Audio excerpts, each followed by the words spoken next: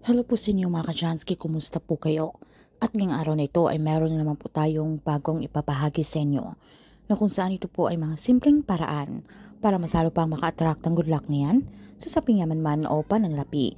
So bago po ang lahat mga ka-Jansky, nais ko lang po i-promote sa inyo para po sa magusto ng mga pampaswerte sa inyong mga negosyo, sa inyong mga trabaho, sa inyong mga career, o kung kayo po ay mahilig maglaro ng anumang uri ng sugal, meron po tayong pampaswerte dyan.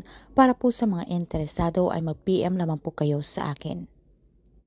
So anyway mga ka-Shansky, meron naman po tayong bagong ipapahagi sa inyong isang pampaswerte ritual. Lalo po of course kung marami po kayong mga problema sa saping pananalapi na kayo po ay nawawala na ng pag-asa. Ito pong ritual na ito ay dapat malakas po ang inyong paniniwala para ito po ay mag-work sa inyo.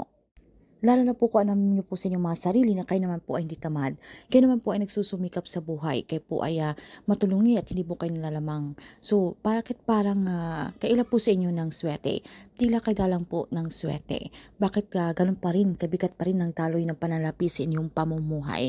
Tila feeling niyo po kayo po ay ninamalas. So, hindi niyo po natin alam na meron po mga negatibong enerhiya sa paligid, meron pong halang o blockage or mga evil eye na yan mainggit sa paligid mga ka-chance. Kaya siyang nagiging dahilan, okay, na bakit ang bagal po ng ating pag-usad. So kung alam niyo po na deserve niyo po ang bagay na ito, so pwede po natin gawin ang ritual na ito para iparating kay universe na tayo po ay ready nang makareceive ng blessings na yan. Dahil deserve po natin yan. So gamit lamang po ang honey, okay? Ang honey at isang bawang mga kajansky, isang butil ng bawang. Alam niyo ba na itong dalawang ito ay napakamabisa sa pag-attract ng swerte para lumapit ang swerte na yan. So, ang gagawin niyo lamang po mga kachansky sa umaga between 6 to 8 a.m. Maglagay lamang po tayo ng ilang pirasong or kahit katamtamang dami lamang po ng honey sa ating kamay. Okay? Sa isang palad po mga kachansky, ilagay niyo po natin yung ating honey at yung isang butil ng bawang mga kachansky ay atin lamang po itong ikuskus kasama po yung ating honey sa ating palad.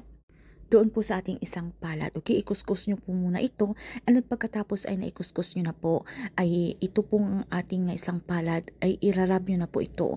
Okay, sa isa pang palad.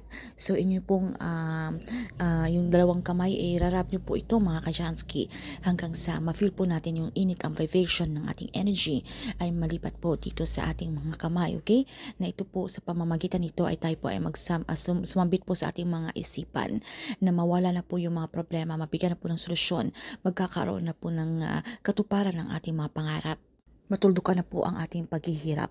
So, depende na po sa inyo mga kachansky kung ano po yung mga intensyon, ang inyong mga kahilingan na inyong i-wish mga kachansky. So, habang nirarap nyo po ang inyong dalawang palad. So, pakaisipin nyo po ang inyong mga intensyon na gusto nyo pong mangyari, alright? At gusto nyo pong matapos na ang mga problema nyo lalo po sa usaping pananalapi. Kung meron po kayong gusto i-manifest na halaga ng pera, why not po mga kachansky? Pwede nyo po yung ibulong, okay? Sa pamamagitan po ng inyong mga isipan.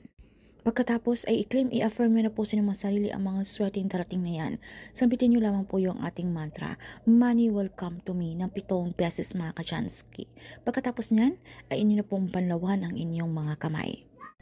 At huwag niyo po itong pupunasan, hayaan niyo lang po itong matuyo sa hangin. Okay? Ang inyong mga kamay mga kachansky.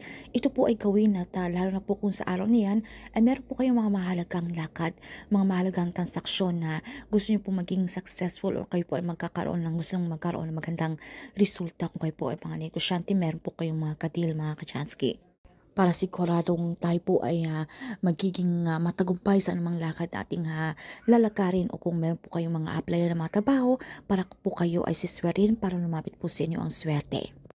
Pwede din po itong mga chance kung kayo po ay mahilig maglaro ng sugal o mga ano pa mang uri ng mga online games na yan or kung kayo po ay mahilig tumayo ng loto para po kayo kapitan ng swerte, okay? Kung ano man po ang inyong hawakan. Ito pong ating ritual ay makakatulong para kung ano man po yung mga negatibong enerhiya na yan, okay? May taboy po nito ang mga kamalasan.